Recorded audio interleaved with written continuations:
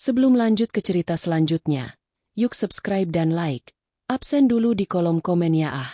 Rumah bergaya kolonial di pinggiran kota itu selalu terasa sejuk. Bahkan cenderung dingin saat matahari mulai tergelincir ke ufuk barat. Arini duduk di ruang makan, menatap pantulan dirinya di permukaan meja kayu jati yang dipoles mengkilap. Sudah 6 bulan ia tinggal di sini, sejak ia resmi menjadi istri Raka. Segalanya tampak sempurna, setidaknya itulah yang ia katakan pada dirinya sendiri setiap pagi. Raka adalah pria yang lembut, tipe suami yang akan menyelimutimu saat tengah malam atau membuatkan teh hangat tanpa diminta. Dan Ibu Mira, ibu mertuanya, adalah sosok wanita ningrat yang penuh wibawa namun sangat perhatian. Namun, belakangan ini, perhatian itu mulai terasa seperti jaring laba-laba. Halus, hampir tak terlihat, tapi perlahan mengikat erat. Arini, sayang, kok melamun? Makanannya dingin, loh. Suara lembut Ibu Mira memecah keheningan. Arini tersentak, lalu tersenyum tipis. Ah, maaf Bu, hanya sedikit lelah. Mungkin karena cuaca hari ini cukup mendung.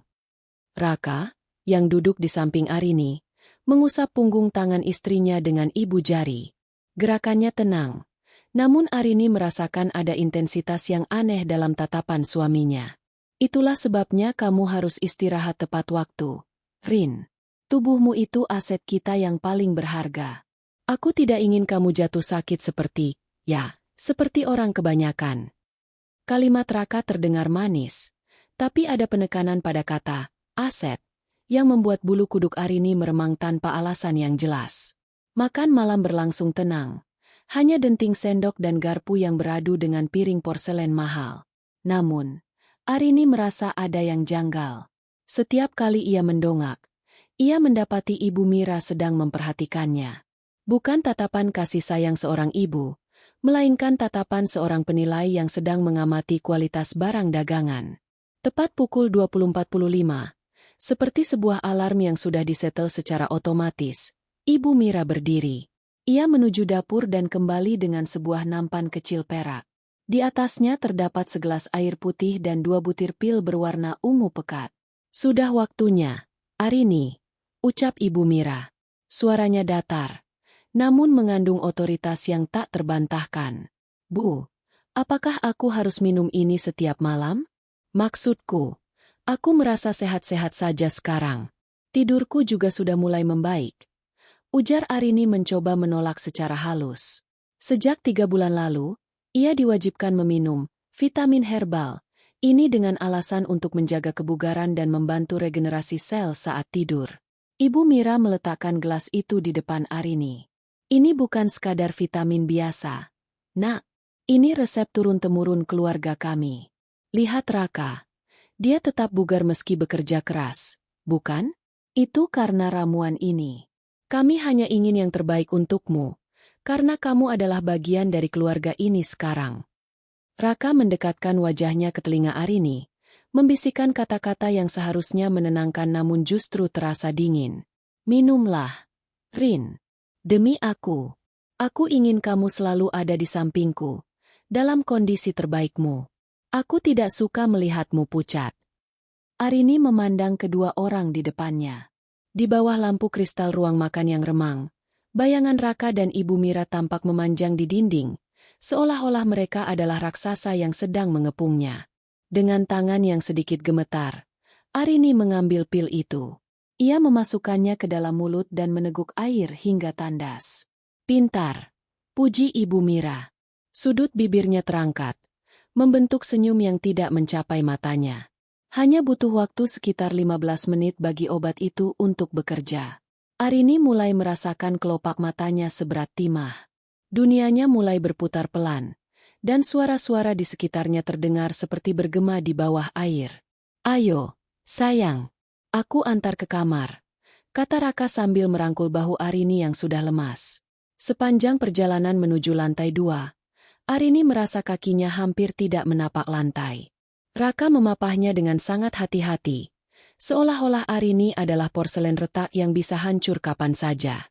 Sesampainya di kamar, Raka membantu Arini berbaring dan menyelimutinya hingga sebatas dada. Tidurlah yang nyenyak, "Arini, jangan bangun sampai matahari terbit," bisik Raka. Ia mengecup kening Arini, sebuah kecupan yang terasa hambar dan mekanis. Sebelum kesadarannya benar-benar hilang, Arini melihat Raka berdiri di ambang pintu. Di sana, di lorong yang gelap, Ibu Mira sudah menunggu. Mereka berdua berdiri berdampingan, menatap ke arah Arini yang mulai memejamkan mata. Hal terakhir yang ditangkap oleh indera pendengaran Arini sebelum kegelapan merenggutnya adalah suara gesekan jarum jam dinding dan bisikan samar Ibu Mira di luar pintu. "Apakah dosisnya sudah cukup? Kita tidak punya banyak waktu lagi sebelum bulan purnama." Arini ingin berteriak, ingin bertanya apa maksud perkataan itu, namun lidahnya keluh. Kegelapan menyergapnya, menyeretnya ke dalam tidur yang dalam dan tidak wajar. Ia tidak tahu bahwa di balik pintu kamarnya yang tertutup rapat, suami dan ibu mertuanya sedang memulai sesuatu yang akan mengubah hidupnya menjadi mimpi buruk yang nyata. Pagi hari di rumah itu selalu dimulai dengan simfoni yang sama, suara kicauan burung yang teredam kaca jendela tebal, aroma kopi yang kuat, dan senyum manis Raka yang menyambut Arini di meja makan. Namun, bagi Arini, pagi ini terasa berbeda. Kepalanya terasa sangat berat, seolah-olah otaknya dibungkus oleh kabut tebal yang enggan menyingkir. Ada rasa haus yang luar biasa di tenggorokannya. Jenis rasa haus yang tidak bisa dipadamkan hanya dengan segelas air dingin. "Tidurmu nyenyak, sayang?" tanya Raka tanpa mengalihkan pandangan dari tablet di tangannya. Arini memijat pelipisnya. "Terlalu nyenyak, Raka. Aku bahkan tidak ingat kapan kepalaku menyentuh bantal. Tapi, kenapa aku merasa sangat lelah saat bangun?" Ibu Mira muncul dari arah dapur, membawa piring berisi roti panggang. Ia mengenakan gaun rumah berbahan sutra yang tampak terlalu formal untuk sekadar sarapan. "Itu reaksi normal, Arini. Tubuhmu sedang melakukan detoksifikasi besar-besaran. Racun-racun dalam darahmu sedang dikuras habis oleh vitamin itu. Semakin lelah perasaanmu saat bangun, berarti semakin bekerja obatnya." Arini mencoba mencerna penjelasan itu. Logikanya berkata ada yang salah, namun otoritas di suara Ibu Mira selalu berhasil membungkam keraguannya. Arini memperhatikan tangan Ibu Mira saat meletakkan piring. Jari-jari wanita tua itu tampak lebih segar, lebih berisi, seolah-olah ia baru saja mendapatkan suntikan vitamin dosis tinggi. Padahal, sebulan yang lalu, Ibu Mira sering mengeluh tentang nyeri sendi dan kulitnya yang mulai mengeriput pucat. "Kenapa ibu melihatku seperti itu?" tanya Ibu Mira tiba-tiba, menyadari tatapan Arini. "Ah, tidak. Ibu terlihat sangat segar pagi ini. Berbeda dengan biasanya," jawab Arini jujur. Ibu Mira menyentuh pipinya sendiri, lalu tertawa kecil, suara tawa yang terdengar seperti gesekan kertas amplas. "Ini semua berkat doa, dan tentu saja, karena memiliki menantu yang baik sepertimu di rumah ini. Kehadiranmu membawa energi baru bagi kami." Raka menutup tabletnya dan berdiri. Ia menghampiri Arini, mencium puncak kepalanya dengan durasi yang sedikit lebih lama dari biasanya. Arini merasakan napas Raka yang hangat, namun ada bau aneh yang samar tercium dari napas suaminya. Bau logam yang tajam, seperti bau karat atau darah yang mengering. Arini berjengit sedikit, namun Raka tidak menyadarinya. "Aku berangkat ke kantor dulu. Hari ini mungkin aku pulang terlambat, tapi jangan khawatir, ibu akan menjagamu. Pastikan kamu minum vitaminmu lagi malam ini tepat waktu," pesan Raka sebelum melangkah pergi. Kepergian Raka meninggalkan keheningan yang menyesakkan antara Arini dan Ibu Mira. Arini memutuskan untuk menyibukkan diri dengan merapikan taman kecil di belakang rumah, berharap udara segar bisa menjernihkan pikirannya. Namun, saat ia melewati ruang kerja Raka yang biasanya terkunci, ia melihat pintu itu sedikit terbuka. Rasa penasaran yang selama ini ia tekan mulai merayap naik. Dengan langkah tanpa suara, ia mendorong pintu itu. Ruangan itu gelap karena gordennya tertutup rapat. Di atas meja kerja Raka, Arini melihat sebuah buku agenda besar yang terbuka. Ia mendekat dan melihat deretan tanggal yang dilingkari dengan tinta merah. Di setiap tanggal yang dilingkari, tertulis inisial namanya, AR. Di bawah inisial itu, terdapat catatan kecil berupa angka-angka, 60%, 75%, 82%. Apa ini? Bisik Arini pada dirinya sendiri. Tiba-tiba, suara pintu yang berderit di belakangnya membuat jantung Arini seolah berhenti berdetak. Sedang mencari sesuatu. Arini. Ibu Mira berdiri di ambang pintu. Cahaya dari lorong membuat wajahnya terlihat seperti siluet gelap yang mengancam. Ia tidak tersenyum kali ini.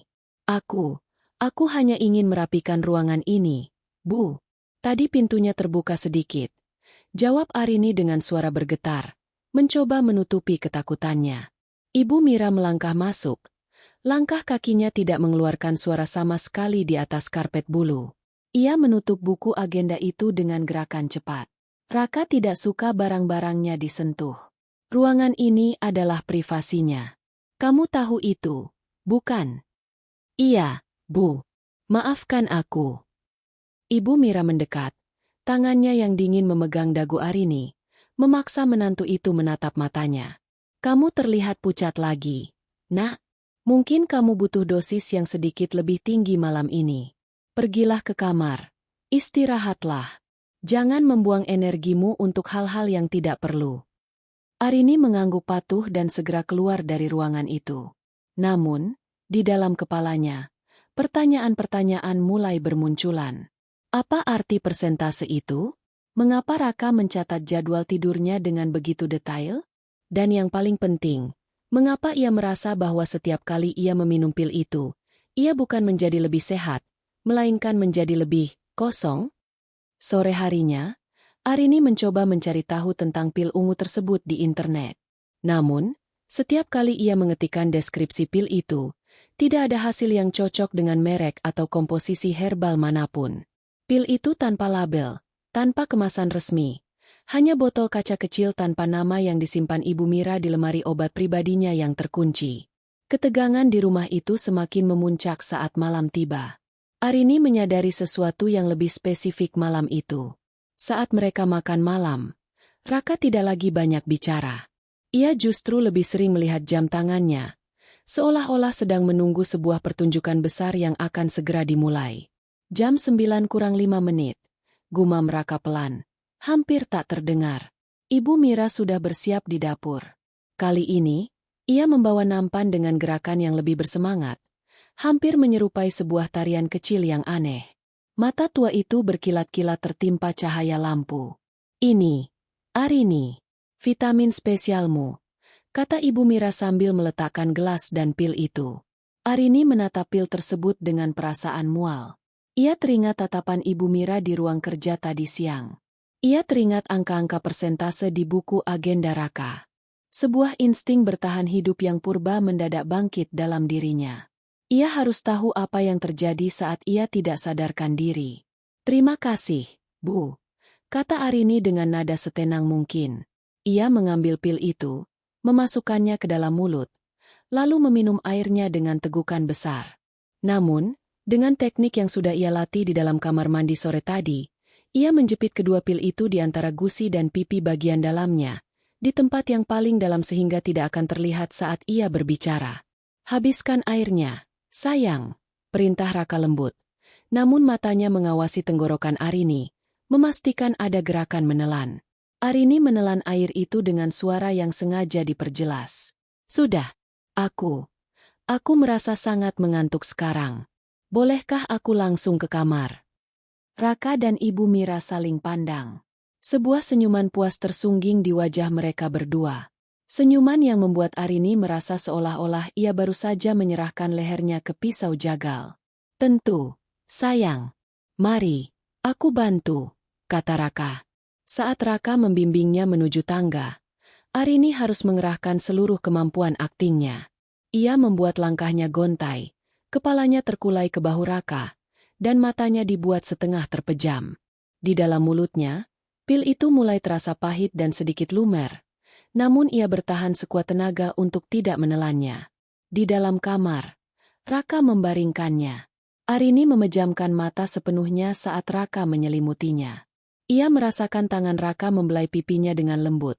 Terlalu lembut, seolah-olah Raka sedang mengagumi sebuah benda mati. Sebentar lagi, Ibu.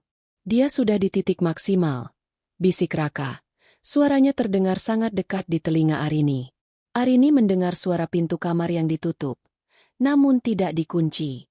Ia menunggu. Jantungnya berdegup kencang hingga ia takut suaranya akan terdengar oleh mereka. 5 menit berlalu.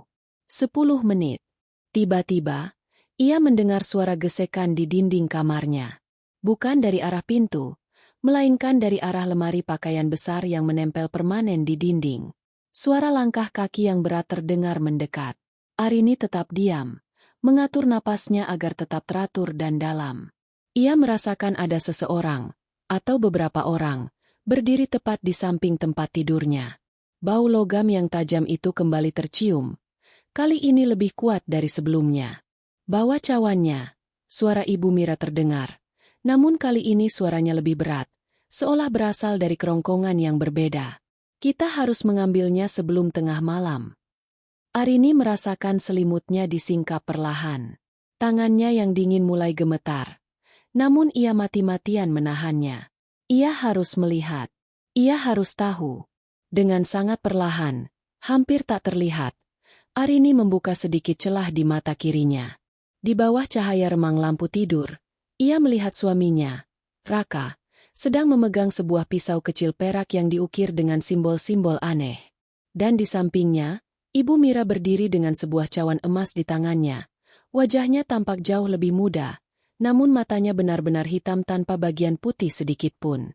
Napas Arini seakan berhenti.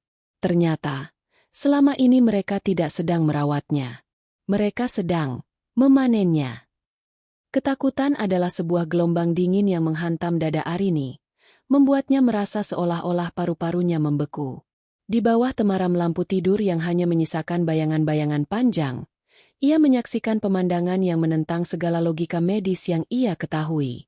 Raka, pria yang ia cintai, berdiri di sana dengan wajah yang dingin dan datar, sementara Ibu Mira tampak seperti sosok dari mimpi buruk yang paling gelap. Arini memejamkan mata kembali dengan rapat saat ia merasakan jemari dingin Raka menyentuh pergelangan tangannya. Jantungnya berdegup begitu kencang, hingga ia merasa detaknya bisa mengguncang seluruh tempat tidur. Jangan bergerak. Jangan bernapas terlalu cepat.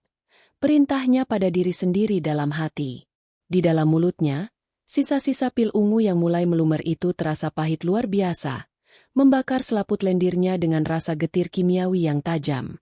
Nadinya sangat kuat malam ini, bisik Raka. Suaranya tidak lagi memiliki kehangatan yang biasanya Arini dengar. Itu adalah suara seorang kolektor yang sedang memeriksa kondisi barang koleksinya. Dosis yang ibu berikan tadi benar-benar membuka jalannya. Tentu saja, sahut Ibu Mira. Arini mendengar denting logam. Mungkin cawan emas itu diletakkan di atas meja nakas. Dia adalah wadah yang paling murni yang pernah kita miliki. Istri-istrimu yang sebelumnya terlalu lemah. Raka. Tubuh mereka menolak. Tapi Arini dia sangat selaras. Istri-istrimu yang sebelumnya? Pikiran Arini menjerit. Raka hanya pernah bercerita tentang satu mantan istri yang meninggal karena penyakit genetik langka. Sekarang, Ibu Mira berbicara seolah-olah ada banyak wanita sebelum dia. Arini merasakan tekanan lembut di area lehernya. Ujung jari Raka menekan pembuluh nadi karotisnya. Kemudian, ia mendengar suara gesekan benda tajam yang ditarik dari sarungnya. Suara logam bertemu logam yang sangat halus. Pisau perak itu. Haruskah kita mulai dari titik biasa? Tanya Raka. Ya. Hanya sedikit. Kita tidak ingin dia terbangun karena rasa sakit yang mengejutkan. Ambil esensinya perlahan. Biarkan dia tetap mengalir. Perintah Ibu Mira. Arini merasa ia harus bertindak. Jika ia terus berpura-pura, ia mungkin tidak akan pernah bangun lagi. Namun, melawan sekarang adalah bunuh diri. Ia berada di lantai 2, di rumah yang terisolasi, dengan 2 orang yang tampak siap melakukan apa saja. Ia butuh lebih banyak informasi. Ia butuh tahu apa yang sebenarnya mereka ambil. Tiba-tiba, ia merasakan sesuatu yang dingin menyentuh kulit lehernya. Ujung pisau. Dinginnya logam itu mengirimkan sinyal bahaya ke seluruh sarafnya. Arini sengaja membuat gerakan kecil dalam tidurnya. Ia melenguh pelan, membalikkan badannya membelakangi mereka, dan menarik selimutnya lebih tinggi seolah-olah sedang merasa kedinginan dalam mimpi. Gerakan itu membuat Raka menarik kembali pisaunya. Suasana mendadak hening. Arini bisa merasakan mereka berdua menatap punggungnya dengan intensitas yang mengerikan. Apakah dia akan bangun? Bisik Raka khawatir. Tidak mungkin. Pil itu seharusnya melumpuhkan kesadarannya selama 8 jam. Dia hanya bereaksi secara insting. Jawab Ibu Mira tenang. Balikan tubuhnya kembali. Raka baru saja hendak menyentuh bahu Arini ketika sebuah suara keras terdengar dari arah bawah. Brak! Seperti suara pintu yang terbanting atau benda berat yang jatuh. Apa itu? Suara Ibu Mira berubah tajam dan waspada. Mungkin kucing di dapur, jawab Raka. Namun suaranya terdengar ragu. Jangan ambil risiko. Cek sekarang. Ritual ini tidak boleh terganggu oleh gangguan sekecil apapun. Perintah Ibu Mira. Arini mendengar langkah kaki mereka menjauh dengan cepat. Pintu kamar tertutup, dan suara kunci yang diputar terdengar jelas. Klik. Ia dikunci dari luar. Begitu ia yakin mereka sudah turun ke lantai bawah, Arini langsung terduduk. Ia berlari ke kamar mandi di dalam kamarnya, memuntahkan sisa pil ungu yang sudah hancur dan berlendir ke dalam wastafel. Ia membilas mulutnya berkali-kali sampai rasa pahit itu hilang, meski rasa mual di perutnya tetap tertinggal. Lututnya lemas. Ia bersandar pada wastafel, menatap pantulan wajahnya di cermin. Wajahnya sangat pucat, dengan lingkaran hitam di bawah mata yang tidak pernah ia sadari sebelumnya. Ia menyentuh lehernya. Tidak ada luka, tapi ada garis merah tipis bekas tekanan pisau tadi. Aku harus keluar, bisiknya parau. Ia mencoba membuka jendela kamar, namun jendela itu telah dipaku mati atau disekrup dari luar. Ia bahkan tidak bisa menggerakkan engselnya sedikitpun. Ia beralih ke pintu kamar. Benar saja, pintu itu terkunci rapat. Arini kemudian teringat akan suara gesekan di dinding yang ia dengar saat Raka masuk tadi. Ia mendekati lemari pakaian besar yang menempel di dinding. Lemari itu terbuat dari kayu jati tua yang sangat berat. Ia mencoba mendorongnya, namun tidak bergerak. Namun, saat ia meraba bagian dalam lemari, di balik deretan gaun tidurnya, ia menemukan sesuatu yang aneh. Panel kayu di bagian belakang lemari tidak terasa sedingin bagian lainnya. Ada celah kecil yang mengalirkan udara dingin. Arini menekan panel itu dengan kuat. Klek! Panel itu bergeser, menyingkap sebuah lorong sempit yang gelap di dalam dinding. Bau apek dan aroma logam yang kuat menusuk hidungnya. Inilah jalan yang digunakan Raka dan Ibu Mira untuk masuk tanpa melewati pintu depan. Arini ragu sejenak. Masuk ke dalam lorong itu berarti menuju ke jantung rahasia mereka. Namun, tinggal di kamar ini berarti menunggu gilirannya untuk dipanen. Dengan keberanian yang tersisa, ia mengambil ponselnya, menyalakan senter kecil, dan menyelinap masuk ke dalam celah sempit itu. Lorong itu mengarah ke bawah, berupa tangga kayu curam yang hanya cukup untuk satu orang. Setiap langkah yang ia ambil mengeluarkan bunyi derit yang membuat jantungnya hampir copot. Saat ia mencapai dasar tangga, ia berada di sebuah ruangan yang tidak pernah ia ketahui keberadaannya di denah rumah ini. Ruang bawah tanah. Senter ponselnya menyapu ruangan itu. Arini membekap mulutnya agar tidak berteriak.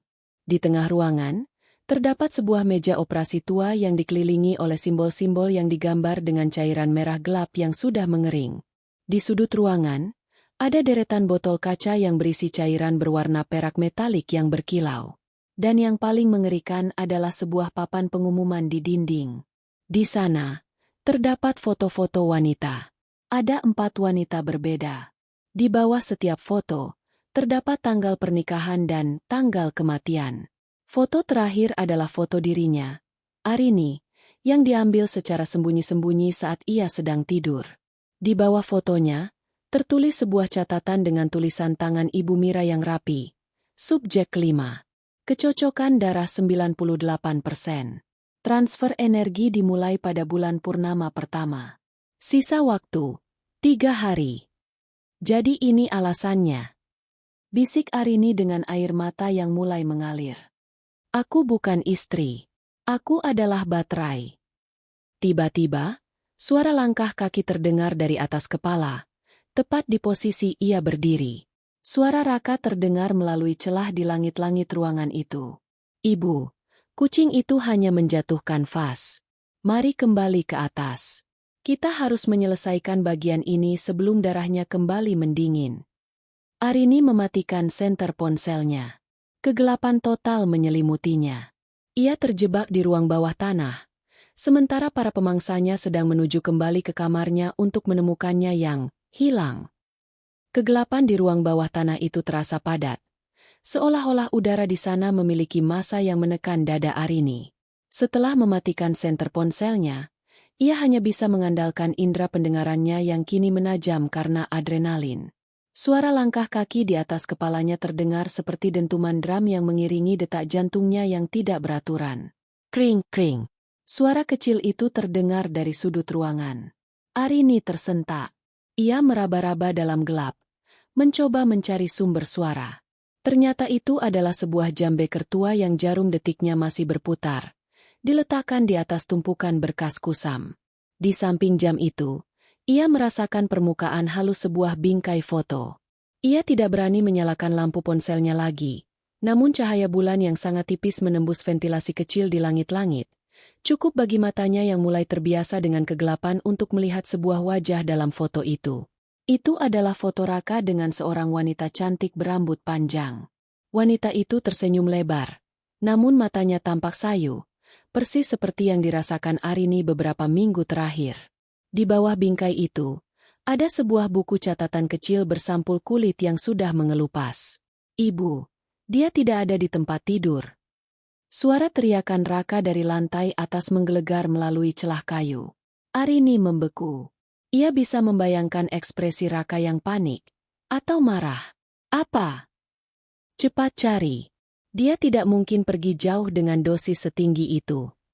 Suara Ibu Mira terdengar melengking, kehilangan semua nada keanggunannya. Periksa semua pintu. Kalau dia sampai keluar dari rumah ini, semuanya hancur. Arini merosot ke lantai, bersembunyi di balik meja operasi yang dingin. Ia tahu ia tidak bisa kembali ke atas melalui lorong lemari. Itu adalah jebakan maut. Ia harus menemukan jalan keluar lain dari ruang bawah tanah ini. Sambil merangkak, tangannya menyentuh sesuatu yang dingin dan cair di lantai. Bau amis yang kuat menyeruak. Ia terpaksa menyalakan senter ponselnya sesaat, hanya sedetik, untuk melihat apa itu. Matanya membelalak. Itu bukan darah biasa. Itu adalah cairan berwarna perak yang sama dengan yang ada di dalam botol-botol di rak, namun tumpah membentuk pola lingkaran di lantai.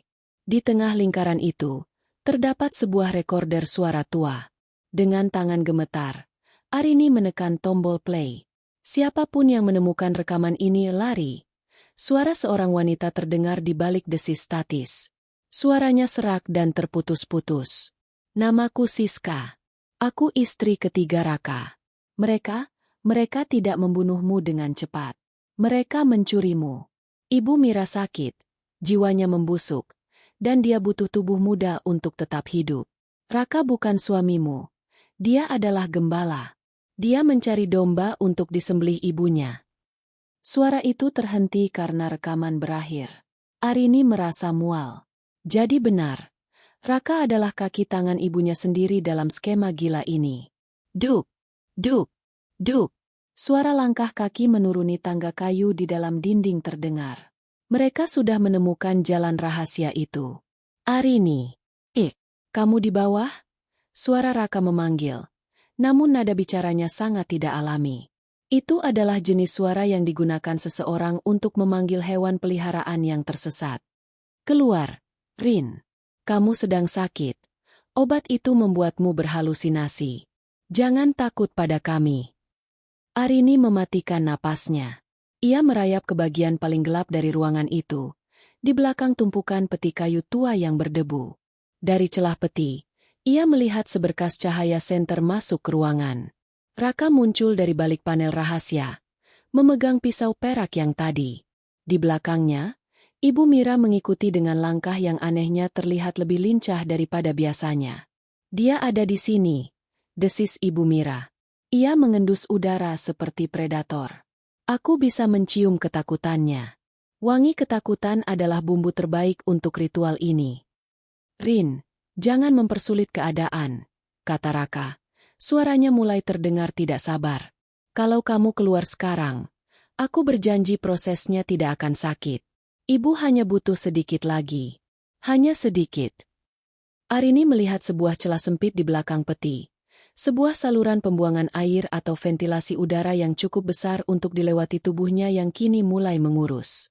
Tanpa pikir panjang, ia melepaskan sandalnya dan mulai merayap masuk ke dalam lubang itu. Di dalam lubang yang lembab dan sempit, ia mendengar suara Ibu Mira yang mendekat ke arah peti tempat ia bersembunyi tadi. Dia di sini, Raka. Lihat, sandalnya tertinggal. Arini terus merayap dalam kegelapan, mengabaikan rasa perih di siku dan lututnya yang bergesekan dengan semen kasar. Ia bisa mendengar suara Raka yang mengumpat dan mencoba menggeser peti-peti berat itu. Tiba-tiba, tangan Arini menyentuh sesuatu yang lembut di dalam saluran itu. Senter ponselnya ia nyalakan sebentar. Ia hampir berteriak. Itu adalah tumpukan pakaian wanita, perhiasan, dan beberapa kartu identitas. Dompet milik Siska, milik Elina, milik Maya semua, istri, Raka yang sebelumnya. Mereka tidak pernah pergi. Barang-barang mereka dibuang di sini seperti sampah. Di antara tumpukan itu, ia menemukan sebuah kunci besar dengan gantungan kuno. Di gantungannya tertulis, pintu belakang gudang. Ini adalah kesempatannya. Arini terus merayap hingga ia melihat cahaya bulan di ujung saluran. Ia keluar di sebuah area terbuka yang dikelilingi pagar tinggi, tepat di samping gudang tua yang terpisah dari bangunan utama. Dengan sisa tenaga yang ada, ia berlari menuju pintu gudang, berharap kunci itu cocok. Di belakangnya, ia mendengar pintu ruang bawah tanah yang menuju ke halaman belakang terbanting terbuka. Sana! Dia di sana! Teriak Ibu Mira. Arini memasukkan kunci ke lubang pintu gudang dengan tangan gemetar hebat. Klek! Pintu terbuka. Ia masuk dan segera menguncinya dari dalam. Namun, di dalam gudang yang gelap itu, Arini tidak menemukan jalan keluar ke jalan raya. Sebaliknya, ia menemukan sesuatu yang lebih mengerikan. Di tengah gudang, terdapat sebuah altar dengan cermin besar yang menghadap ke sebuah kursi kayu yang diikat dengan rantai. Dan di atas meja altar itu, terdapat paspor milik Arini dan sebuah tiket pesawat atas nama Raka dan Mira Arini. Nama gabungan yang mengerikan, dengan tanggal keberangkatan besok pagi. Suara ketukan pelan terdengar di pintu gudang. Bukan gedoran kasar, tapi ketukan yang sangat sopan. Arini buka pintunya. Suara Ibu Mira terdengar sangat dekat, tepat di balik kayu pintu. Kamu tidak bisa lari. Darahmu sudah mulai berubah. Pil yang kamu minum selama berbulan-bulan itu bukan hanya untuk melemahkanmu. Itu adalah jangkar. Kamu tidak akan bisa pergi jauh dari rumah ini tanpa merasa jantungmu berhenti berdetak. Arini merasakan dadanya tiba-tiba sesak, persis seperti yang dikatakan Ibu Mira. Jantungnya mulai berdegup dengan irama yang menyakitkan. Apakah ini benar? Apakah ia sudah diracuni sedemikian rupa sehingga ia terikat pada tempat ini? Masuklah ke dalam takdirmu, Arini, bisik Raka dari sisi lain. Jadilah bagian dari keabadian kami. Dada Arini terasa seolah dihimpit oleh bongkahan batu besar. Setiap tarikan napasnya terasa pendek dan panas, persis seperti peringatan Ibu Mira. Apakah benar pil-pil ungu itu telah menjadi jangkar di dalam darahnya? Ketakutan akan kematian yang perlahan mulai membayangi akal sehatnya. Namun pemandangan di dalam gudang ini justru memberikan jenis kengerian yang berbeda. Gudang ini bukan sekadar tempat penyimpanan barang bekas. Ruangan ini adalah sebuah kuil pemujaan yang sakit. Di bawah cahaya senter ponsel yang mulai meredup, Arini melangkah mendekati altar di tengah ruangan. Cermin besar di depannya memantulkan bayangannya yang tampak rapuh dan berantakan. Namun, bukan bayangannya yang membuat Arini terpaku, melainkan apa yang tertempel di bingkai cermin tersebut. Ada puluhan helai rambut yang diikat dengan benang merah, potongan kuku, dan kain yang bercak darah kering. Semuanya diberi label nama. Ada nama Siska, Elina, Maya, dan yang terbaru, Arini. Di bawah namanya, Terdapat sebuah botol kecil berisi cairan merah keperakan yang tampak berdenyut pelan. Seolah-olah cairan itu memiliki detak jantungnya sendiri. Itu adalah esensimu, Arini. Suara Ibu Mira terdengar lagi dari balik pintu. Kini lebih tenang, hampir seperti seorang guru yang sedang memberi pelajaran. Setiap malam saat kamu tidur, kami mengambil sedikit demi sedikit. Kami menggantinya dengan cairan. Keabadian, kami. Kamu tidak akan mati, sayang. Kamu hanya akan berpindah. Arini mematikan senternya dan bersandar pada meja altar. Ia harus berpikir. Jika benar tubuhnya sudah terkontaminasi, maka lari secara fisik mungkin tidak akan cukup. Ia butuh sesuatu untuk memutuskan ikatan ini. Matanya kemudian tertuju pada sebuah buku besar yang tergeletak di samping cawan perak. Buku itu tampak sangat tua, dengan sampul dari kulit binatang yang menghitam. Dengan tangan gemetar, ia membuka lembaran-lembaran yang berbau kemenyan dan debu. Di sana, tertulis dengan tinta emas tentang ritual pertukaran inang. Arini membaca dengan cepat. Matanya membelalak saat menemukan sebuah paragraf yang digarisbawahi. Ikatan antara inang dan penerima hanya dapat diputuskan jika sang inang mengonsumsi darah dari sang penerima sebelum bulan purnama mencapai puncaknya, atau dengan menghancurkan media penyimpanan esensi yang belum sempurna. Arini menoleh ke arah botol kecil berisi cairan merah keperakan yang berdenyut di bingkai cermin. Itu adalah media penyimpanannya. Itu adalah bagian dari jiwanya yang telah dicuri. Bra! Pintu gudang bergetar hebat. Raka mulai menghantam pintu dengan bahunya. Arini! Buka pintunya sekarang. Ibu mulai kehilangan kesabaran. Jika kamu merusak botol itu, kamu akan mati bersama kami. Ancaman Raka justru menjadi konfirmasi bagi Arini. Botol itu adalah kunci mereka, tapi juga kelemahan mereka. Arini meraih botol itu. Cairannya terasa hangat, hampir panas, di telapak tangannya. Saat ia memegangnya, rasa sesak di dadanya sedikit berkurang, seolah-olah ada koneksi yang tersambung kembali. Namun, ia tidak berhenti di situ. Ia mulai menggeledah laci-laci di bawah altar, mencari sesuatu yang bisa ia gunakan sebagai senjata atau alat pelarian. Di laci paling bawah, ia menemukan sebuah kotak kayu kecil yang berisi suntikan medis dan beberapa botol cairan kimia jernih. Di sampingnya, terdapat sebuah buku harian yang berbeda. Ini bukan buku ritual, melainkan buku catatan medis modern. Arini membukanya dan menemukan nama Raka di sana. Catatan pasien, Raka Pratama. Diagnosis, skizofrenia paranoid dengan delusi keagamaan ekstrim. Pasien menunjukkan ketergantungan patologis pada figur ibu, Mira Pratama, yang telah meninggal dunia 5 tahun lalu. Napas Arini tercekat. Ia membaca baris itu berulang kali. Mira Pratama yang telah meninggal dunia 5 tahun lalu? Jika Ibu Mira sudah meninggal, lalu siapa wanita yang selama ini bersamanya? Siapa yang sedang berdiri di balik pintu itu bersama Raka? Arini menatap ke arah pintu dengan ngeri. Ia teringat bagaimana Ibu Mira selalu berada di area yang remang-remang, bagaimana suaranya terkadang terdengar seperti berlapis-lapis, dan bagaimana Raka selalu memperlakukannya dengan ketakutan yang luar biasa. Raka! Arini berbisik, suaranya bergetar. Ibumu sudah meninggal. Raka! Siapa yang bersamamu di luar sana? Hening! Suara gedoran di pintu tiba-tiba berhenti.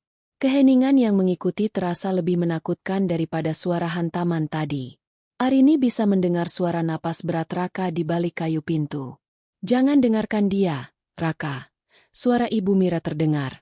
Namun kali ini suaranya sangat aneh. Itu bukan suara manusia. Itu adalah suara yang terdengar seperti ribuan serangga yang merayap. Dia mencoba menipumu. Dia ingin memisahkan kita seperti yang dilakukan istri-istrimu yang lain. Ingat apa yang terjadi pada mereka. Ibu, Arini benar. Suara Raka terdengar pecah, penuh isak tangis yang tertahan. Aku mengubur ibu 5 tahun lalu. Aku yang menggali tanahnya. Tapi kenapa? Kenapa ibu masih di sini? Karena kamu yang memanggilku kembali, sayang. Desis suara itu. Dengan ritual ini, aku bisa kembali utuh. Sedikit lagi, Raka. Berikan aku Arini. Dum, dum, dum. Pintu itu kembali digedor. Kali ini dengan kekuatan yang tidak masuk akal, seolah-olah sesuatu yang sangat besar sedang menabraknya. Kayu pintu mulai retak. Arini tahu ia tidak punya banyak waktu. Ia mengambil botol esensinya dan menyembunyikannya di dalam saku jaketnya.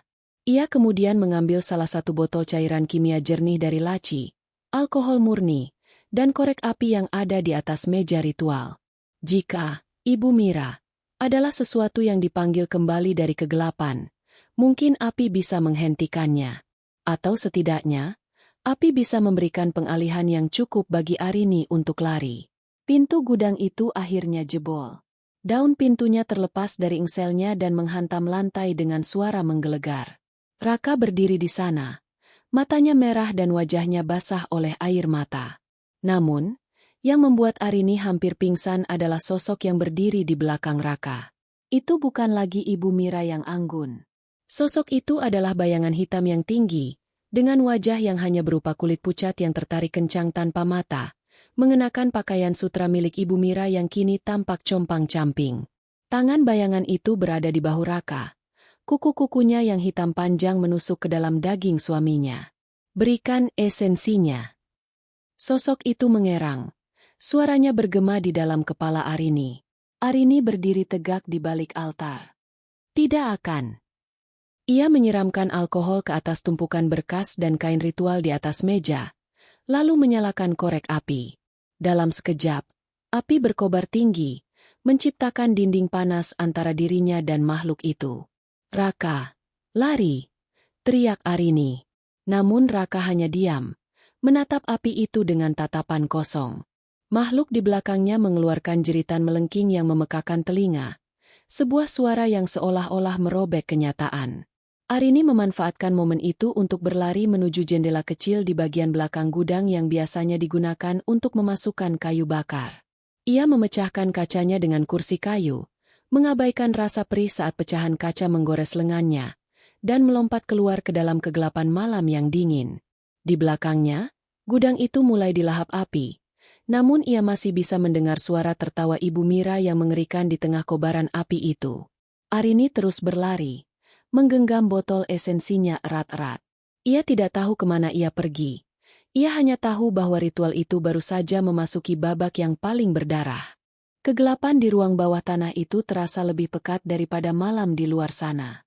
Arini meringkuk di balik tumpukan peti kayu, berusaha mengatur napasnya yang terasa seperti sayatan pisau di paru-parunya. Di atas sana, ia bisa mendengar langkah kaki Raka yang berat dan suara seretan gaun sutra Ibu Mira yang berdesis di atas lantai kayu, persis seperti suara ular yang sedang mencari mangsanya. Dia tidak ada di gudang atas. Ibu, suara Raka terdengar melalui celah ventilasi, bergetar karena kecemasan yang mendalam. Jika dia melapor ke polisi, polisi tidak akan percaya pada wanita yang sistem sarafnya sudah dipenuhi halusinogen. Raka. Suara Ibu Mira terdengar begitu dingin, begitu berbeda dari nada lembut yang biasanya ia gunakan saat menawarkan teh sore. Tapi kita tidak boleh membiarkannya pergi. Dia membawa separuh dari sisa hidupku di dalam nadinya. Arini memejamkan mata, berusaha mencerna kalimat itu. Separuh dari sisa hidupku. Sambil menunggu mereka menjauh dari area tangga, Arini kembali menyalakan senter ponselnya dengan tingkat kecerahan paling rendah. Ia harus menemukan jawaban. Matanya tertuju pada sebuah lemari besi tua di sudut ruangan yang pintunya sedikit menganga. Di dalamnya, tertumpuk map-map medis yang sudah menguning, bersama dengan botol-botol kecil berisi cairan perak yang tadi ia lihat. Ia mengambil salah satu map. Di sampulnya tertulis sebuah nama yang ia kenal, Mira Pratama. Arini membuka lembaran di dalamnya. Itu adalah catatan medis dari 30 tahun yang lalu. Ada foto Ibu Mira saat masih muda, namun yang mengejutkan adalah diagnosisnya. Gagal organ ganda akibat kelainan genetik langka. Perkiraan sisa umur, 6 bulan. Ia membalik halaman berikutnya. Ada coretan tangan yang berantakan, berbeda dengan tulisan medis yang rapi. Coretan itu tampak seperti instruksi ritual kuno yang digabungkan dengan istilah kimia modern. Transfusi esensi. Jiwa yang murni dapat digunakan sebagai inang. Dengan memindahkan beban degenerasi sel ke tubuh inang yang sehat, sang penerima akan mendapatkan regenerasi instan. Inang harus dikondisikan selama 90 hari dengan zat kimia untuk melunakkan penghalang kesadaran. Arini gemetar. Ia melihat tabel tanggal di halaman berikutnya. Nama-nama wanita yang ia lihat di papan pengumuman tadi muncul di sini sebagai donor. Siska, istri pertama bertahan 2 tahun.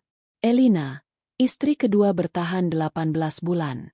Maya, istri ketiga bertahan 3 tahun.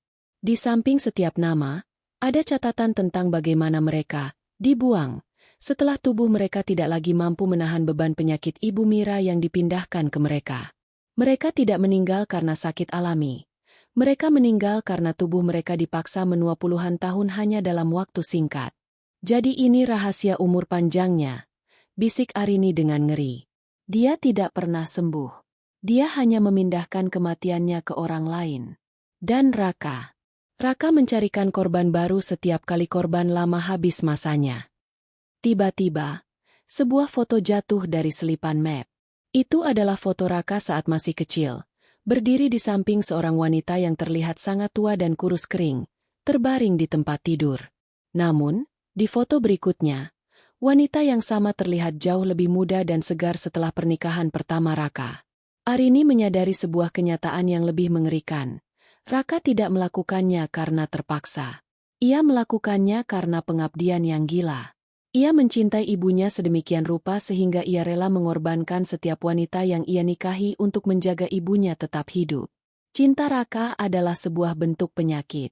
Tiba-tiba, suara derit tangga terdengar lagi. Kali ini lebih dekat. Aku tahu kamu di sini, Arini.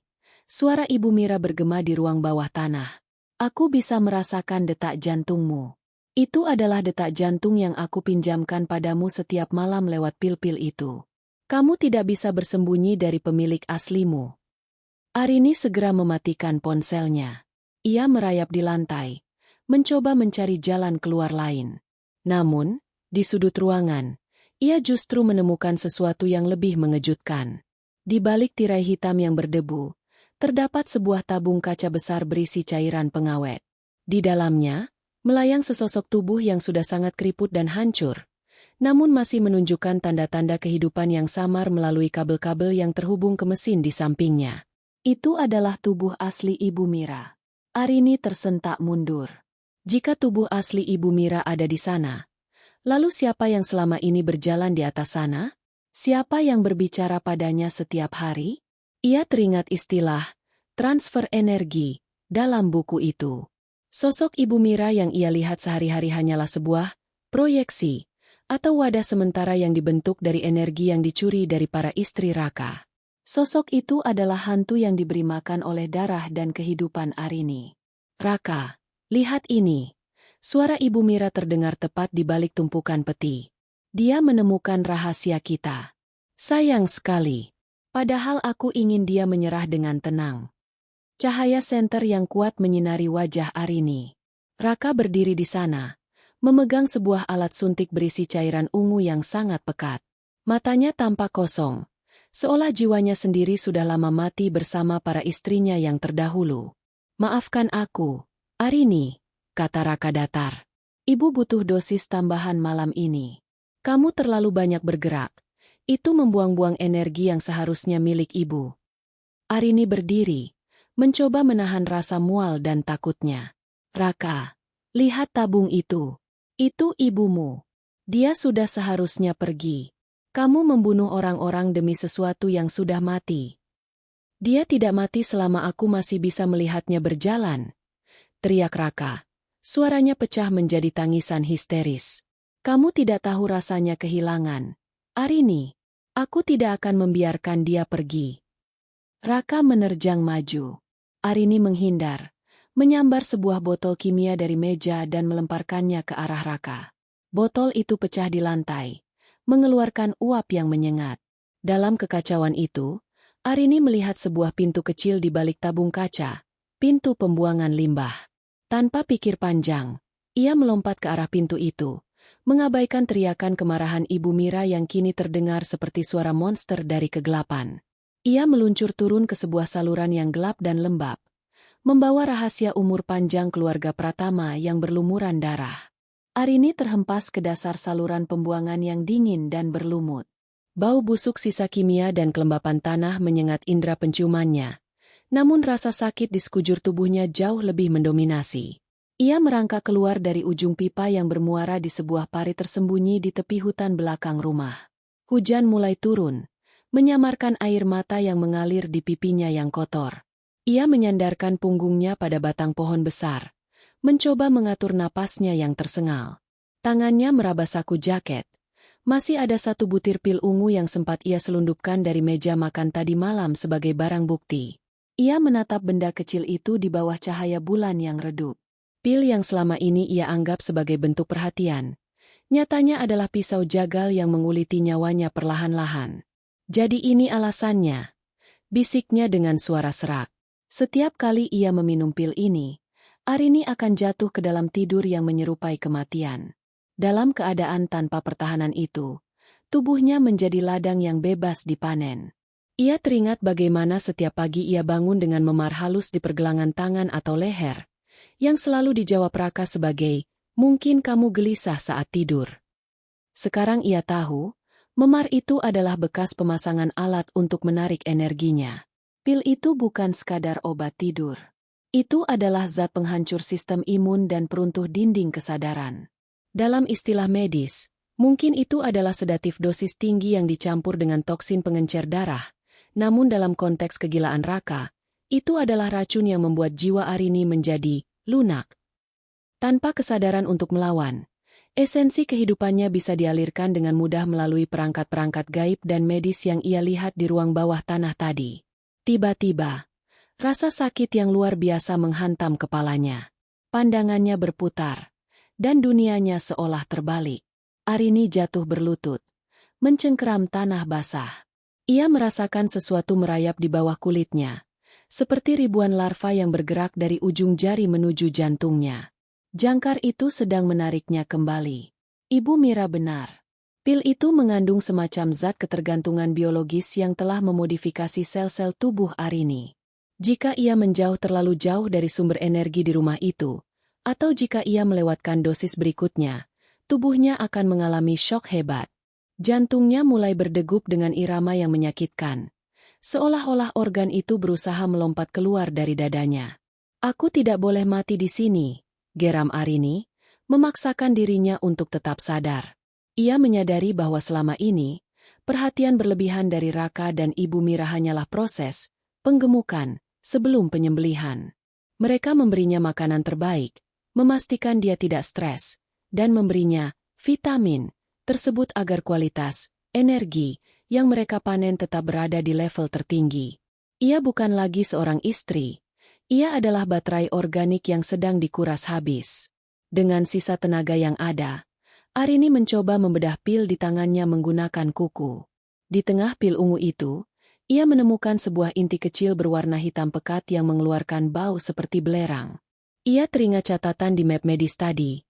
Zat pengikat harus diberikan secara rutin untuk memastikan inang tidak menolak proses asimilasi. Setiap butir pil yang ia telan adalah paku yang memaku jiwanya pada keinginan Ibu Mira.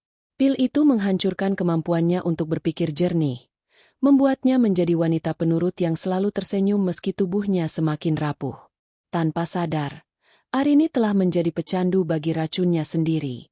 Namun, di tengah rasa sakit yang mendera, sebuah kemarahan yang dingin mulai bangkit. Jika pil itu adalah penghancur, maka ia akan menggunakan sisa kehancurannya untuk melawan. Ia teringat botol esensi perak yang sempat ia curi dari meja bawah tanah sebelum melompat ke saluran pembuangan. Botol kecil itu tersimpan di saku dalamnya. Arini mengeluarkan botol itu. Cairan di dalamnya berdenyut, seirama dengan detak jantungnya yang tidak stabil. Menurut catatan ritual, itu adalah darah murni yang telah diekstraksi. Jika ia meminumnya kembali, ia mungkin bisa memulihkan kekuatannya secara instan, meskipun risikonya adalah serangan jantung atau kegilaan. "Kalian ingin aku hancur?" Arini menatap ke arah rumah kolonial yang menjulang di kegelapan. "Maka aku akan hancur dengan cara yang akan menyeret kalian bersama." Tanpa ragu, Arini membuka tutup botol itu dan menenggak cairan perak tersebut. Rasa yang meledak di mulutnya tidak bisa digambarkan dengan kata-kata. Rasanya seperti menelan listrik cair dan logam panas secara bersamaan. Arini menjerit tanpa suara saat seluruh sarafnya seolah terbakar. Namun, detik berikutnya, kabut yang menyelimuti otaknya selama berbulan-bulan mendadak sirna. Rasa lelah yang mematikan hilang, digantikan oleh kekuatan yang meledak-ledak, kekuatan yang bukan miliknya, melainkan kekuatan murni yang telah dicuri darinya dan dipadatkan. Matanya kini terbuka lebar, memantulkan cahaya perak yang aneh dalam kegelapan hujan. Pil ungu di tangannya ia remas hingga hancur menjadi debu. Ia tidak lagi merasakan ketergantungan. Ia telah mengambil kembali paksa apa yang mereka curi. Arini berdiri tegak. Ia tidak lagi kedinginan. Ia melihat ke arah jendela lantai atas rumah itu, di mana bayangan Raka dan Ibu Mira tampak mondar-mandir dengan panik. Mereka sedang mencari mangsa mereka yang hilang, tidak menyadari bahwa mangsa itu kini telah berubah menjadi predator. "Tunggu aku, Raka," bisik Arini. Suaranya kini terdengar berlapis, seolah ada suara-suara wanita lain yang ikut berbicara bersamanya. Suara Siska, Elina, dan Maya. "Malam ini, vitamin ini akan menjadi racun bagi kalian berdua." Dengan langkah yang ringan namun pasti, Arini berjalan menembus hujan kembali menuju rumah. Kali ini, ia tidak akan masuk melalui pintu belakang atau saluran pembuangan. Ia akan masuk melalui pintu depan, menuntut kembali setiap tetes kehidupan yang telah mereka rampas. Hujan badai kini mengamuk, seolah-olah langit ikut murka terhadap kekejian yang terjadi di dalam rumah kolonial itu.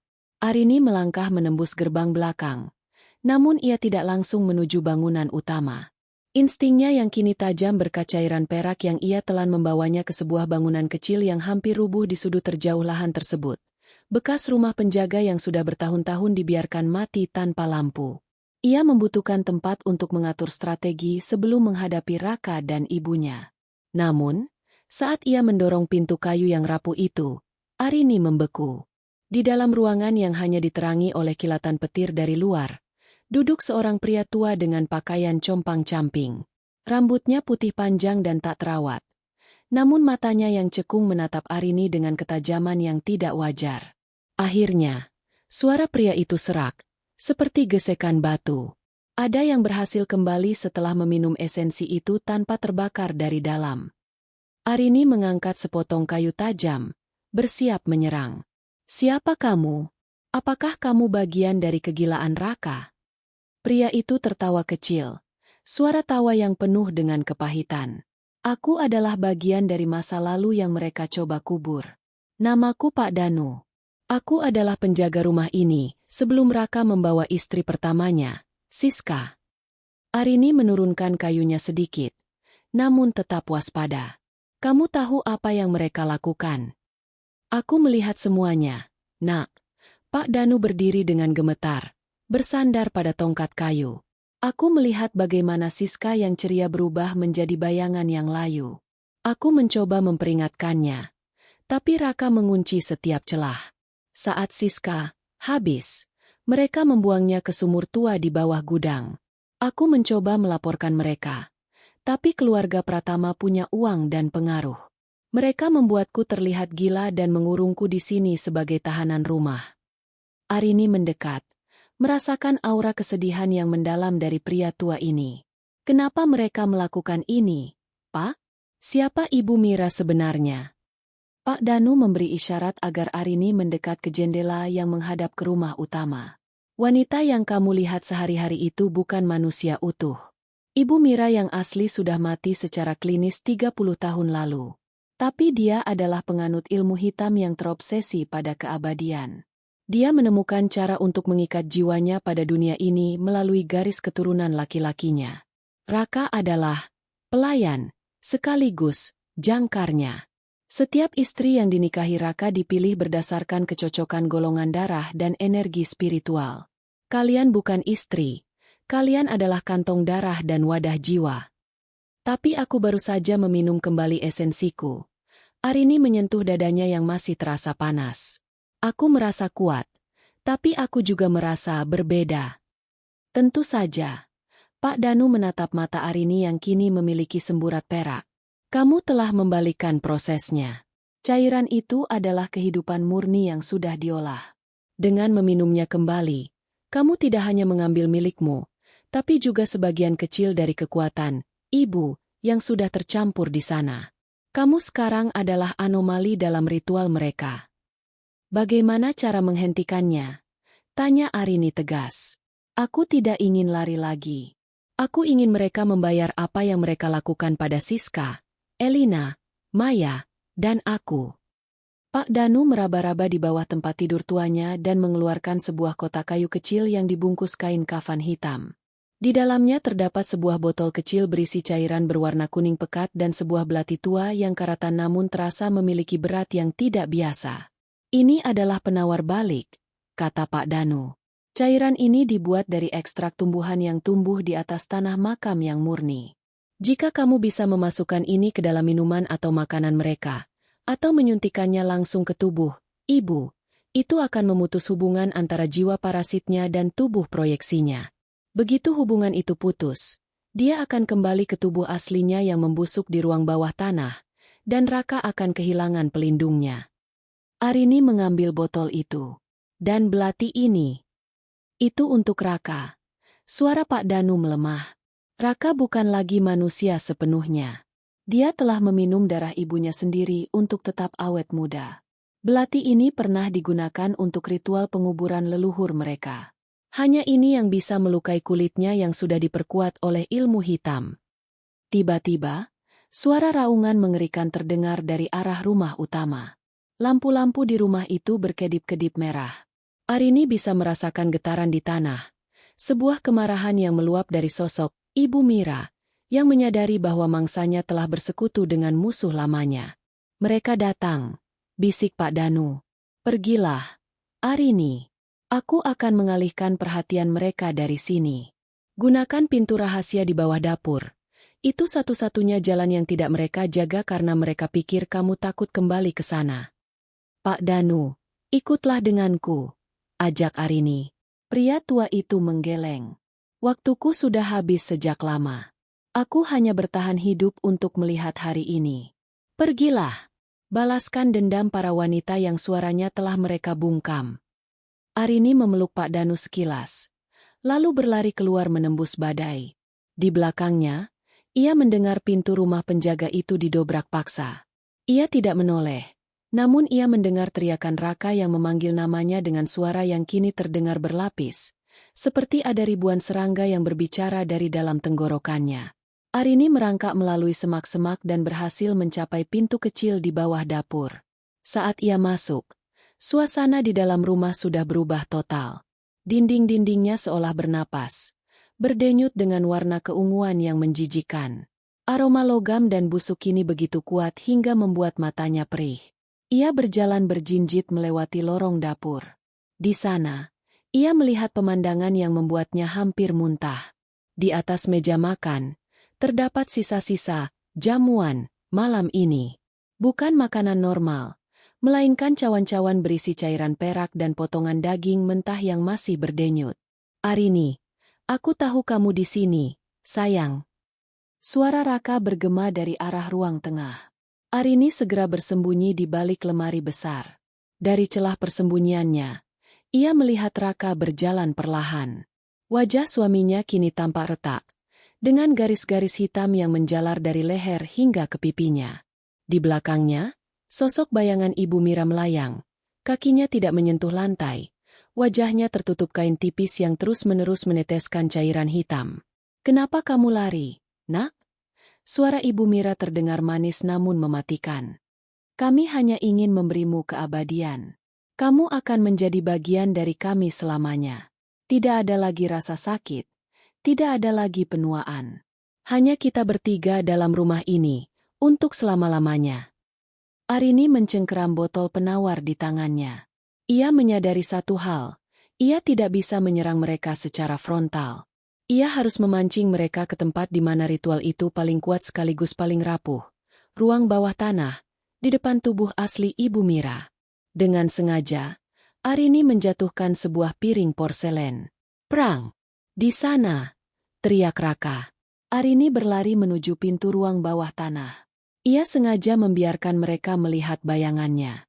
Ia menuruni tangga kayu dengan cepat, merasakan hawa dingin yang menusuk tulang. Di bawah sana, ia berdiri tepat di depan tabung kaca besar yang berisi mayat hidup Ibu Mira. Raka dan sosok bayangan Ibu Mira muncul di ambang pintu, menghalangi satu-satunya jalan keluar. Sudah berakhir, Arini, kata Raka sambil mengeluarkan belati peraknya sendiri. Kamu tidak punya tempat untuk lari. Arini tersenyum tipis, sebuah senyuman yang penuh dengan dendam yang sudah matang. Aku tidak lari, Raka. Aku hanya membawakan obat untuk ibumu. Ia mengangkat botol kuning dari Pak Danu. Di saat yang sama, ia merasakan energi dari cairan perak di tubuhnya memuncak, memberikan keberanian yang hampir gila. Konfrontasi ini bukan lagi soal pelarian. Ini adalah soal siapa yang akan bertahan saat fajar menyingsing. Ruang bawah tanah itu kini terasa seperti rahim monster yang siap menelan siapapun di dalamnya. Cahaya lampu neon yang berkedip-kedip menciptakan bayangan yang menari-nari secara ganjil di dinding yang lembab. Di satu sisi berdiri Arini, wanita yang telah mati, secara spiritual namun bangkit kembali dengan kemarahan yang dingin. Di sisi lain, Raka dan bayangan Ibu Mira berdiri sebagai penjaga gerbang keabadian yang sakit. Arini, letakkan botol itu. Raka melangkah maju. Suaranya bukan lagi suara suami yang penuh kasih. Itu adalah suara seorang pria yang telah kehilangan jiwanya sendiri demi memuaskan dahaga ibunya. Kamu tidak tahu apa yang kamu pegang. Itu adalah racun bagi kebahagiaan kita. Kebahagiaan. Arini tertawa. Suara tawa yang terdengar berlapis akibat pengaruh cairan perak di tubuhnya. Kebahagiaan yang dibangun di atas tumpukan mayat istri-istrimu? Kamu bukan pria, Raka. Kamu hanyalah parasit yang mencarikan inang untuk parasit yang lebih besar. Mendengar itu, sosok bayangan di belakang Raka mengeluarkan raungan yang memekakan telinga. Kain penutup wajahnya tersingkap, menyingkap wajah yang tidak lagi memiliki mata, hanya lubang hitam yang memancarkan kebencian murni. Makhluk itu melesat maju dengan kecepatan yang melampaui batas manusia. Arini menghindar dengan gerakan refleks yang tidak pernah ia miliki sebelumnya. Ia merasakan angin dari kibasan tangan hitam makhluk itu hampir merobek pipinya. Dengan cepat, ia menghantamkan sikunya ke arah Raka yang mencoba menyergapnya dari samping. Buk! Raka terhuyung mundur. Namun anehnya, ia tidak mengerang kesakitan. Garis-garis hitam di wajahnya bercahaya redup. Ia menyerang kembali dengan belati peraknya, mengayunkannya dengan presisi yang mematikan. Arini mencengkeram pergelangan tangan Raka. Dan pada saat itu, terjadi benturan energi yang dahsyat. Cahaya perak dari tubuh Arini bertemu dengan kabut hitam dari tubuh Raka. Ibu, ambil dia, teriak Raka. Sosok Ibu Mira kembali menerjang. Kali ini tangannya yang kurus melilit leher Arini dari belakang. Arini merasakan sensasi dingin yang membekukan darahnya. Oksigen mulai menipis. Penglihatannya mulai berbintik-bintik hitam. Jadilah bagian dariku, Nak. Bisik suara Ibu Mira tepat di telinganya. Sebuah suara yang terdengar seperti ribuan bisikan orang mati. Serahkan sisa usiamu. Biarkan aku hidup kembali melalui matamu. Dalam keadaan terdesak, Arini mengingat pesan Pak Danu. Ia tidak boleh hanya bertahan. Ia harus menyerang jantung dari ritual ini. Dengan tangan yang mulai lemas, ia tidak mencoba melepaskan lilitan di lehernya. Sebaliknya, ia merogoh saku jaketnya, menggenggam botol penawar kuning itu, dan dengan sisa tenaga yang ada, ia menghantamkan botol itu ke arah tabung kaca besar di belakangnya. Prang! Kaca tabung itu pecah berkeping-keping. Cairan pengawet yang berbau busuk tumpah membanjiri lantai. Tubuh asli Ibu Mira yang keriput dan penuh kabel itu merosot keluar, tergeletak seperti onggokan daging busuk di lantai yang dingin. Tidak! Sosok bayangan itu menjerit histeris. Lilitan di leher Arini mengendur seketika. Makhluk itu melayang panik menuju tubuh aslinya yang kini terpapar udara dan mulai membusuk dengan kecepatan yang tidak wajar. Arini jatuh terduduk, terbatuk-batuk mencari udara. Ia tidak membuang waktu. Ia segera membuka botol penawar kuning yang isinya masih tersisa setengah. lalu menyiramkannya ke atas mayat asli Ibu Mira yang sedang didekati oleh sosok bayangannya. Seketika, reaksi kimia dan spiritual terjadi. Cairan kuning itu berbuih saat menyentuh kulit mayat tersebut. Sosok bayangan Ibu Mira yang mencoba masuk kembali ke dalam tubuhnya justru terpental hebat seolah-olah dihantam ledakan tak terlihat. "Raka, tolong Ibu!" Makhluk itu merintih. Suaranya kini berubah menjadi suara wanita tua yang malang. Raka, yang melihat ibunya tersiksa, kehilangan kendali. Ia berteriak dan menerjang Arini dengan belati terangkat tinggi. "Kau menghancurkan segalanya." Arini berdiri tegak. Ia mencengkeram belati karatan pemberian Pak Danu. Saat Raka berada hanya beberapa inci darinya, Arini tidak menghindar. Ia membiarkan belati perak Raka menusuk bahu kirinya. Sebuah pengorbanan yang disengaja. Di saat yang sama, ia menghujamkan belati karatan Pak Danu tepat ke dada Raka, menembus jantungnya yang sudah menghitam. Waktu seakan berhenti. Raka menatap mata Arini. Untuk sesaat, garis-garis hitam di wajahnya memudar. Pupil matanya kembali mengecil, memperlihatkan warna coklat aslinya yang dulu pernah membuat Arini jatuh cinta. Air mata mengalir di pipi Raka, membasuh jelaga dan debu. "Arini, terima kasih," bisik Raka. Suaranya kini murni, tanpa lapisan suara monster. Tubuh Raka mulai mengeluarkan asap hitam dari luka tusukannya. Belati karatan itu bekerja sebagai penangkal ilmu hitam yang selama ini mengikat nyawanya pada ambisi ibunya. Raka jatuh berlutut, lalu ambruk di samping mayat ibunya. Di saat yang bersamaan, sosok bayangan Ibu Mira mulai menguap.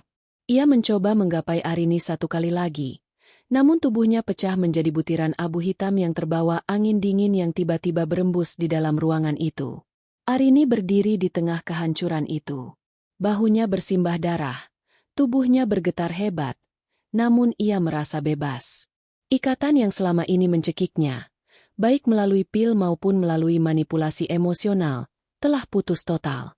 Namun, tanah di bawah kakinya mulai berguncang hebat. Rumah kolonial itu, yang selama ini berdiri tegak karena topangan energi gaib Ibu Mira, kini mulai runtuh. Dinding-dinding semen retak. Langit-langit mulai menjatuhkan puing-puing besar. Arini melihat tubuh Raka dan mayat Ibu Mira untuk terakhir kalinya. Ia tidak merasakan benci, hanya rasa kasihan yang mendalam pada sebuah keluarga yang memilih kegelapan demi menolak takdir kematian. "Selamat tinggal," bisiknya. Arini berbalik dan berlari menuju tangga, sementara di belakangnya, ruang bawah tanah itu mulai terkubur oleh reruntuhan bangunan yang telah kehilangan jiwanya. Gemuruh reruntuhan di belakangnya terdengar seperti suara monster yang sedang meregang nyawa. Arini berlari menaiki tangga yang mulai miring, mengabaikan rasa perih di bahunya yang tertusuk belati perak Raka. Kayu-kayu penyangga rumah itu berderak, melepaskan debu-debu sejarah kelam yang telah terkunci selama puluhan tahun. Saat ia mencapai lantai utama, langit-langit ruang tamu sudah mulai runtuh, menjatuhkan lampu kristal mewah yang dulu sering ia kagumi. Kini, kristal-kristal itu hancur berkeping-keping di atas lantai marmer, sama seperti sandiwara pernikahannya yang hancur tak bersisa. Arini berhasil melompat keluar melalui pintu depan tepat saat bagian tengah rumah itu amblas ke dalam tanah. Suara dentuman besar menggetarkan tanah di bawah kakinya. Ia terus berlari tanpa menoleh, menembus hujan yang kini perlahan mereda, menuju gerbang depan yang kini sudah terbuka lebar. Mungkin Pak Danu telah membukanya sebelum ia pergi. Di jalanan aspal yang sepi, Arini akhirnya jatuh terduduk. Ia menoleh ke belakang.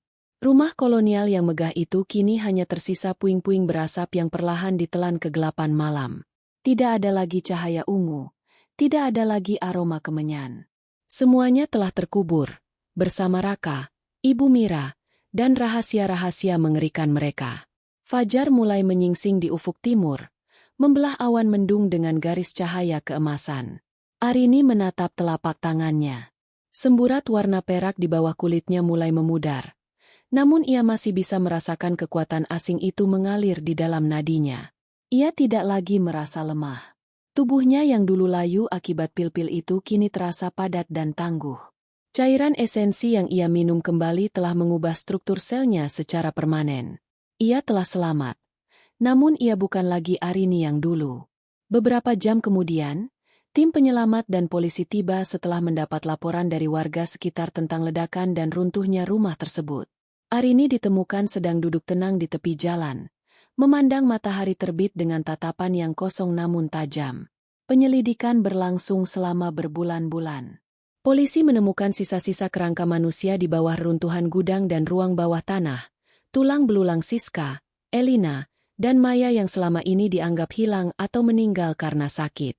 Namun, mereka tidak pernah bisa menjelaskan mengapa tubuh Raka dan Ibu Mira ditemukan dalam kondisi yang sangat aneh. Satu tampak seperti telah meninggal puluhan tahun lalu, dan satunya lagi dipenuhi luka yang tidak masuk akal secara medis. Arini memberikan kesaksiannya. Ia menceritakan tentang penculikan, eksperimen kimia, dan kegilaan domestik yang dialaminya. Meskipun sebagian besar ceritanya dianggap sebagai efek samping trauma dan zat halusinogen yang ditemukan dalam darahnya, bukti-bukti fisik dari laboratorium bawah tanah sudah cukup untuk menutup kasus tersebut. Dunia mengenalnya sebagai korban yang selamat dari sekte keluarga yang gila. Setahun kemudian, Arini berdiri di sebuah tebing yang menghadap ke laut lepas. Ia kini tinggal di sebuah kota kecil yang jauh dari kenangan masa lalunya. Ia mengenakan pakaian hitam sederhana, rambutnya yang dulu sering rontok kini tumbuh lebih lebat dan berkilau, meski ada satu helai rambut perak permanen yang tumbuh tepat di tengah dahinya, sebuah tanda dari ritual yang gagal itu. Ia mengeluarkan sebuah botol kecil dari tasnya. Botol itu berisi debu hitam yang ia kumpulkan dari sisa reruntuhan rumah kolonial itu. Dengan satu gerakan tenang, ia menebarkan debu itu ke arah laut. "Sekarang kalian benar-benar bebas," bisiknya, merujuk pada jiwa-jiwa wanita yang pernah menjadi korban sebelum dirinya. Arini menyadari sesuatu selama setahun masa pemulihannya. Ia tidak lagi jatuh sakit. Ia tidak pernah merasa lelah. Luka di bahunya sembuh tanpa meninggalkan bekas luka sedikit pun hanya dalam hitungan hari. Bagian dari keabadian yang dicuri Ibu Mira kini bersemayam di dalam dirinya, namun tanpa kegelapan yang menyertainya. Ia adalah pewaris dari kekuatan yang seharusnya menghancurkannya. Ponselnya bergetar. Sebuah pesan masuk dari Pak Danu. Pria tua itu ternyata selamat dan kini tinggal di sebuah panti jompo yang dibiayai oleh Arini melalui sisa harta keluarga Pratama yang berhasil ia klaim secara hukum. Jangan biarkan cahaya itu meredup. Arini, gunakan untuk hal-hal yang tidak sempat mereka lakukan. Tulis pesan itu. Arini tersenyum tipis. Ia melangkah pergi dari tepi tebing, berjalan menuju mobilnya. Ia tahu hidupnya tidak akan pernah normal lagi. Ia akan selalu melihat hal-hal yang tidak bisa dilihat orang lain, dan merasakan getaran energi dari setiap makhluk hidup di sekitarnya. Namun, ia tidak lagi takut. Malam itu, saat ia bersiap untuk tidur di apartemen barunya yang terang dan penuh jendela, Arini tidak lagi membutuhkan pil apapun. Ia memejamkan mata, mendengarkan detak jantungnya sendiri yang kuat dan berirama.